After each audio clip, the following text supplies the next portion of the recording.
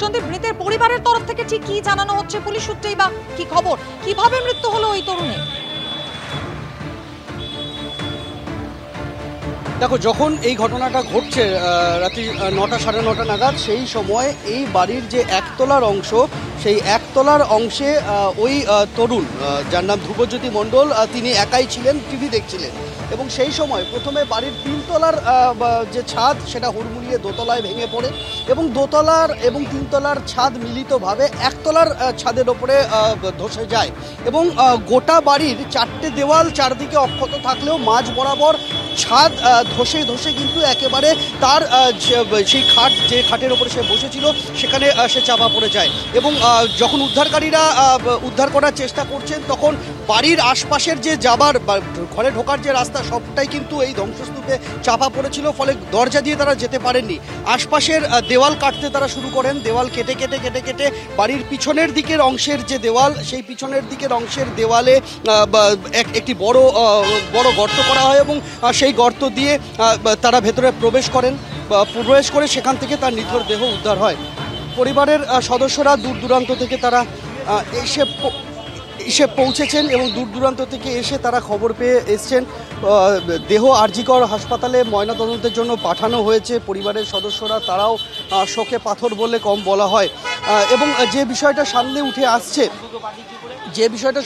আসছে তা হলো যে এই বাড়ির ছাদ ঢালাইয়ের সময় নিম্নমানের নির্মাণ সামগ্রী ব্যবহারের অভিযোগ কিন্তু উঠে আসছে। পরিবারের সদস্যরা তারাও বলছেন যে বাড়িটি যখন তৈরি হয়েছিল তখন তারা বারবার বারণ করেছিলেন যে ঢালাইয়ের জন্য লোহার পরিবর্তে অন্য কিছু যাতে ব্যবহার না করা হয়, কিন্তু যেটা এখনও পর্যন্ত সামনে উঠে এসেছে তা হলো কাঠ, বাঁশ জাতীয় জিনিস দিয়ে বাড়ির ছাদ ঢালাই করা হয়েছিল, ফলে স্বাভাবিকভাবেই তা জরাজীর্ণ অবস্থায় ছিল এবং তারপরে এই বৃষ্টির জল তাতে আরও ক্ষতিগ্রস্ত হয় এবং তারপরে কিন্তু হুড়মুড়িয়ে ভেঙে পড়ে বাড়ির এই অংশটা। ধন্যবাদ সন্দীপ। ফের জমা জলে বিদ্যুৎস্পৃষ্ট হয়ে মৃত্যুর খবর। এবার হাওড়ার শালকিয়ায় এই ঘটনা ঘটেছে। বাঁধাঘাট মোড়ের কাছে জমা জলে বিদ্যুৎস্পৃষ্ট হয়ে মৃত্যু হলো এক তরুণীর। পাশের পাড়ায় বন্ধুর জন্মদিনের অনুষ্ঠানে যাওয়ার পথেই মৃত্যু হয় তার। বাবার চোখের সামনেই মৃত্যু হলো মেয়ের। এ বিষয়ে আরো বিস্তারিত কথা বলবো আমাদের প্রতিনিধি সুনীত হালদার আমাদের সঙ্গে সরাসরি এই মুহূর্তে রয়েছে। সুনীত, প্রতি বছর এই সময়টাতে একদম নিয়ম মাফিক এরকম ধরনের ঘটনা ঘটে যাচ্ছে, বিদ্যুৎস্পৃষ্ট হয়ে মৃত্যু হচ্ছে। কি খবর পাচ্ছ, কি জানতে পারছো এখন অব্দি? দেখো দেবস্মিতা, এই মুহূর্তে আমরা যেখানটা দাঁড়িয়ে রয়েছি, অর্থাৎ শালকিয়া বাদাঘাটের কাছে তাঁতিপাড়া, যেখানে গতকাল রাতে এই মর্মান্তিক ঘটনাটা ঘটেছিল, ঠিক সেই জায়গাটায় দাঁড়িয়ে আছি আমি। আমাদের ক্যামেরা পার্সন শুভেন্দু দাসকে দেখাতে বলবো, এই রাস্তা অর্থাৎ তাঁতিপাড়ার এই গলি কিন্তু এখনো জলমগ্ন আছে, প্রায় 1 হাঁটু জল রয়েছে এবং এই জল ভেঙেই কালকে পূরবী দাস নামে বছর 22-এর এক যুবতী তার বোনের সঙ্গে এক বন্ধুর জন্মদিনে যাচ্ছিলেন।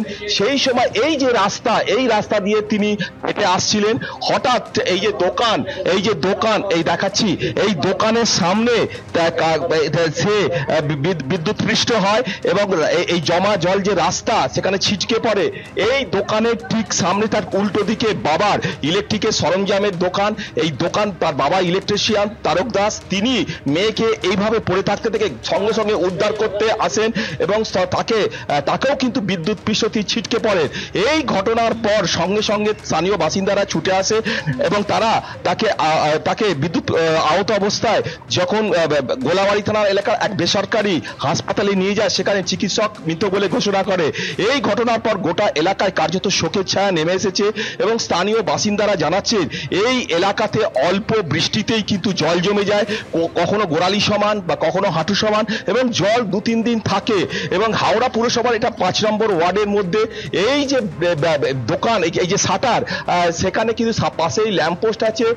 পুলিশ যেটা মনে করছে প্রাথমিকভাবে, সেখান থেকেও কোনো ভাবে ইলেকট্রিসিটি লিকেজ হতে পারে, কোনো তার কেটে নিচে পড়ে থাকতে পারে এবং সেখান থেকেও কিন্তু এই বিদ্যুৎ পৃষ্ঠের সম্ভাবনা রয়েছে। এবং এই ঘটনাটা নিয়ে প্রশ্ন উঠছে, সুনীত, নজরদারিটা কোথায়? প্রত্যেক বছর আমরা দেখি যেভাবে জমা জলে বিদ্যুৎস্পৃষ্ট হয়ে মৃত্যুর ঘটনা ঘটে।